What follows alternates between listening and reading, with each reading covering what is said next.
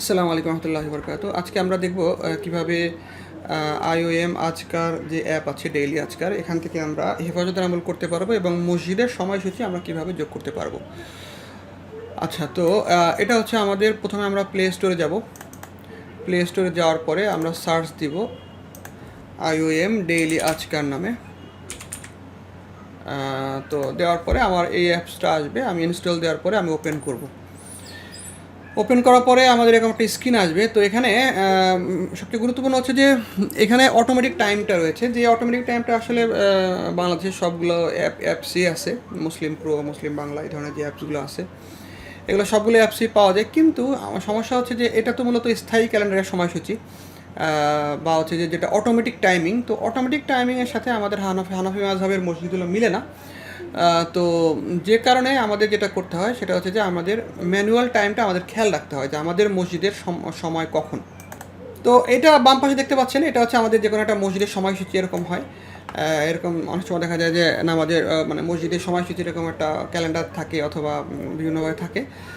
তো যাই হোক, আমরা এই টাইমটাই আমাদের এই অ্যাপে সেট করব। এটা কীভাবে সেট করবো আমরা দেখে নেন। তার আগে একটু দেখে নিই, যেমন আমাদের এখন ধরেন ফজরের নামাজ শুরু হয়েছে 4:30টায়, কিন্তু দেখেন আমাদের মসজিদে কিন্তু নামাজ হয় 5:25, অর্থাৎ হানাফি মাযহাব মতে শেষ ওয়াক্তে পড়া হয়, যাতে মানুষ আরামের সাথে ঘুমাইতে পারে বা অন্যান্য সুযোগ সুবিধা হয়। ঠিক একইভাবে আমাদের হানাফি মাযহাবে জোহরের নামাজও মানুষের সময় সুযোগ এবং অধিকাংশ মানুষ যে সময় নামাজে আসতে পারে এইটা বিবেচনা করে সাধারণত 1:15 বা 1:30টার সময় হয়। আমাদের একমাত্র এই টাইমিংয়ের সাথে মিলে হলো মাগরিবের সময়টা আর কি, বাকি অন্য কোনো ওয়াক্তেই মিলে না। তাহলে আমরা আমাদের মসজিদের সাথে মিলানোর জন্য আমরা জাস্ট এখানে ক্লিক করব, নিজের মসজিদের সময় যোগ করুন। এখানে গিয়ে আমরা প্লাস চিহ্ন দিব, দেওয়ার পরে আমি এখানে জাস্ট লিখে দিব আমাদের মসজিদের নাম লিখে দিব। যেমন আমাদের যে মসজিদের নাম চারতারা মসজিদ, আমি এটা লিখে দিলাম। এরপরে আমি ফজর নামাজ আমি 5:25 যদি হয় তাহলে আমি 5:25 দিয়ে দিচ্ছি। তাহলে এটা আমার 5:25 হয়ে গেল। জোহর নামাজ আমাদের এখানে দেখেন দেওয়া হচ্ছে 1:01টায়, তাহলে এটা আমাদের সারা বছরই 1:01টাই হয়। 1:01টায় আমরা দিয়ে দিলাম। এরপরে আমাদের আসরের নামাজ, তাহলে আসরের নামাজ হচ্ছে 5টায়, তাহলে আমি আসরের নামাজ 5:00 করে দিলাম।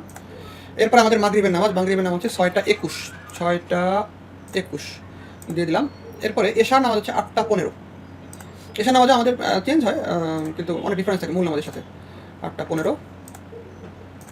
তো এরপরে আমাদের এই জুমার নামাজ আমাদের মসজিদে 1:30টায় হয়, তাহলে এটা হচ্ছে 1, এটা হচ্ছে 30, 1:30। এটা হচ্ছে আমাদের মোটামুটি ফিক্স থাকে। আর হচ্ছে হালাকা, যদি এরকম মনে হয় যে আপনি কোনো একটা সময় তালিমে বসেন বা আপনার মহল্লায় বা কোনো একটা জায়গায় আপনি তালিমে যান বা কোনো ক্লাস থাকে, এরকম একটা টাইম আপনি সিলেক্ট করে দিতে পারেন। এইটা হইতে পারে যে রাত, মনে করেন যে রাত 10টা PM করে দিলাম।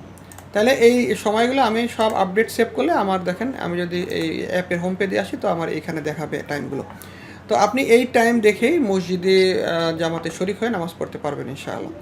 আর এখানে আরেকটা আছে যে সবচেয়ে গুরুত্বপূর্ণ, যেটা আমাদের আইইউএম থেকে যেই হেফাজতের আমলগুলো বাধ্যতামূলক করা হয়েছে, এই আমলগুলো এখানে আছে। আইইউএমের যেভাবে আছে ওই সিকোয়েন্সে আছে। তাহলে এটা হচ্ছে আমাদের আইইউএমের যে হেফাজতের আমলগুলো।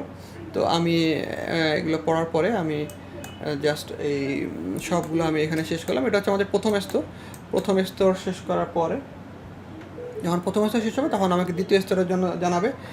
যাদের সমস্যা নাই তারা, আমরা তাদেরকে বলি শুধু প্রথম স্তর শেষ করতে।